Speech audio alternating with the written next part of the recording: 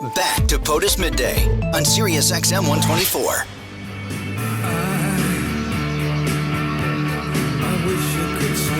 And welcome back as we round out hour 2 on POTUS Midday. He tweets at Rep. Mike Turner. His district includes Dayton, Ohio, and he is the ranking member of the House Intelligence Committee. Congressman Mike Turner, thank you very much for joining us here on POTUS. Have me. I want to begin with, I know you are leading the fight, calling on Congress to basically shut down what is a new DHS, Department of Homeland Security working group. It's called the Disinformation Governance Board. So let me begin with that. What is the board? What does it do? And why do you want it shut down? Right. Well, there's obviously great danger here of any time that government begins to intervene in the issues of common discourse, free speech, and identifying things that are disinformation or are just part of the public debate. It's great danger. So you have a heightened level of scrutiny when anything like this comes forward, to ensure for the protection of our general rights and for the essential elements of democracy of being able to engage in free speech and debate, that be protected. The concerns here is that we've already seen a tendency from this government, especially as you've had with the Biden administration's countering of, for example, Hunter Biden's laptop. We've seen previously in the attacks of the former Trump administration on the Russia collusion narrative, which proved false, attempts to use government as an arm to either perpetuate items that are untrue or to identify things as not true that actually are.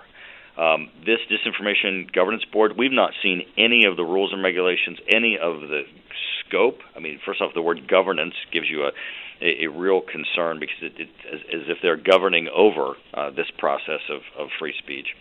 So what we've done is we've begun to ask the questions. How did this get created? How are they going to be using the intelligence community resources? How did Jen Kautzwitz get appointed? And she obviously has some questionable things in her background. How is it that she, who has been highly partisan, has been selected? These questions are obviously go to the root, the very basis of why is the administration doing this? What are the effects, and what are the threats that this might have to free speech and just common discourse in a democracy?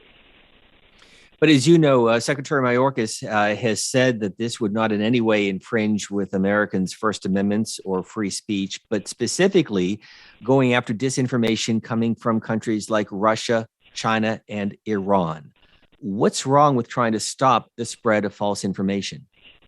Well, the problem is that sometimes that in of itself is false information. As we now know, as even mainstream media is now identifying, the contents of Hunter Biden's laptop, the fact that he took a laptop to a repair shop that was then given over to government, which contents then made public, that have an unbelievable amount of questionable material on it, was labeled by the very people that are trying to establish this governance board as Russian misinformation. It was even told to the media that was Russian misinformation, tamping down, suppressing stories or even just the analysis of what were the consequences, what were the contents of his laptop, how did it relate to a man who is seeking the presidency of the United States, or even the president's family and the finances of that family. All of that was tamped down because it was labeled as Russian misinformation. We now know it's not. Even the New York Times has acknowledged that it's not. But the danger is that when you have government stepping forward and labeling things as misinformation, where the labeling itself is misinformation, you thwart democracy. You thwart debate. You thwart free speech. The American voters are smart. The American people are smart. They don't need government to tell them what's true and what's not true.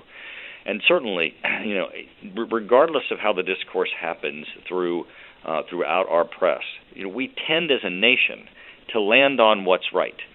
Some stories start very sensational and extraordinary, and then they get vetted and greater detail put forth, and then we come to a conclusion as a nation as to what was that? What was the meaning of it? Does it have any consequences? Government has no role in that. To the extent that government steps in, we lose our rights. But as you know, DHS is calling this a working group. My question to you is, does this group have any authority? Are they simply advising the Department of Homeland Security?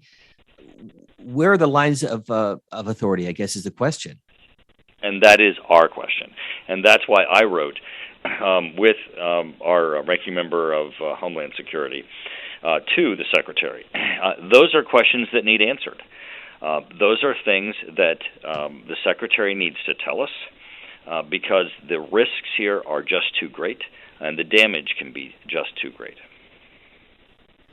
Let me turn our